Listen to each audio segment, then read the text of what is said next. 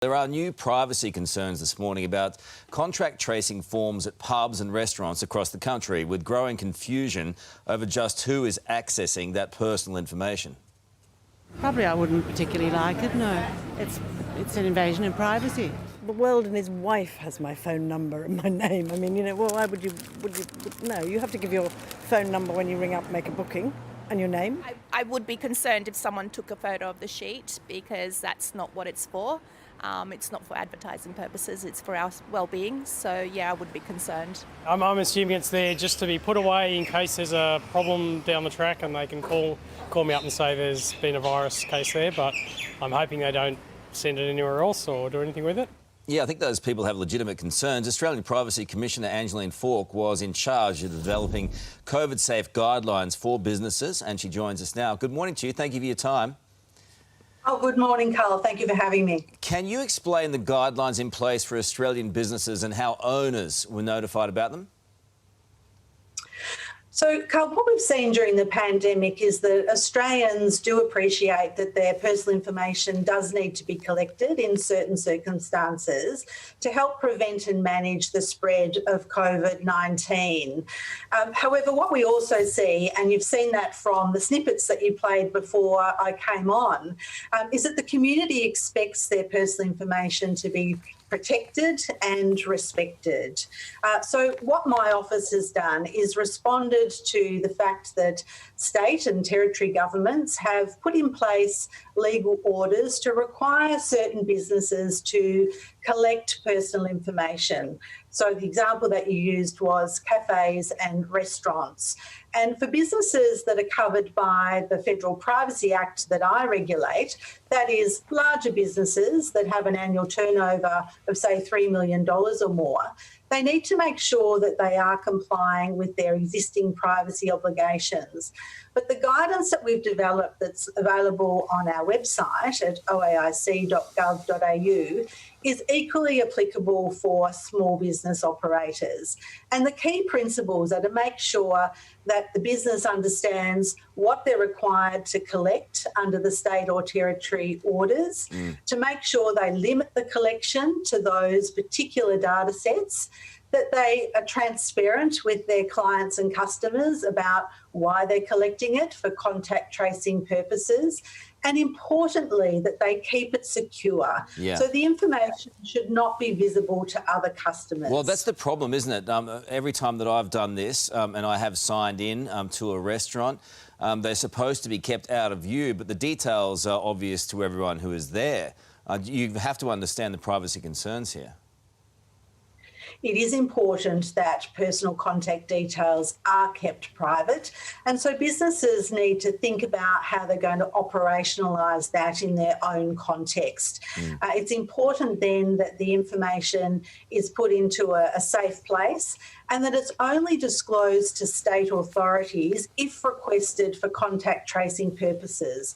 So it shouldn't be used for other purposes. Yeah. It shouldn't be used for direct marketing or other business purposes. It's important that businesses that are being entrusted with this personal information do keep it safe and only use it for those public health purposes. The problem is, I guess, when the tracing period is over, as you suggest, people's names and all that data can be used for different things. How do you ensure that those records are destroyed, and how can people who are putting their names down be assured that those details won't be passed on? So there's obligations on these businesses to make sure that the information is secured and it's not used for other purposes. The business owners need to make sure that they're checking information on their local Department of Health website that sets out how long they have to keep the information. So that differs depending on the state or territory, from, for instance, in the ACT, having to keep that information for 28 days since the time the customer entered the premises, right through to WA, where the business is required to keep that information until the end of the declaration of the state of emergency. But what's important is once the business is clear about how long they have to keep the information, that they do take steps to securely destroy it. Okay. So that means putting it through a shredder, having a responsible records disposal unit that come and take that information, not putting personal information in ordinary bins or recycle. Okay. We really appreciate your time. Thank you, Ali. Thanks. Victoria is forging ahead with plans to further ease restrictions this Monday, despite 2 schools being closed and a second Black Lives Matter protester in Melbourne testing positive to coronavirus. Dr. Vyom Sharma is one of many GPs on the front line of this fight and joins us now from Melbourne. A very good morning to you, Doctor. So 2 protesters at the Black Lives Matter march 10 days ago tested positive. Both were wearing masks, thankfully. Should we expect more cases from that rally? Look, I think we can expect some more cases, but I think we have to admit, 10 days in, only 2 associated cases, that's looking pretty good.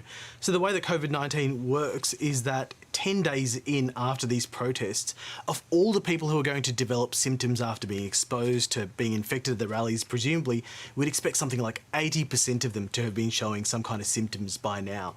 Now, the litmus test is going to be 2 to 3 weeks after the protests, but 10 weeks in, only 2 associated cases, and there's a fair bit of testing happening. It's difficult to imagine things looking any better for now. OK, so reason to be optimistic. This second protester, a young woman, do we know where she contracted the virus?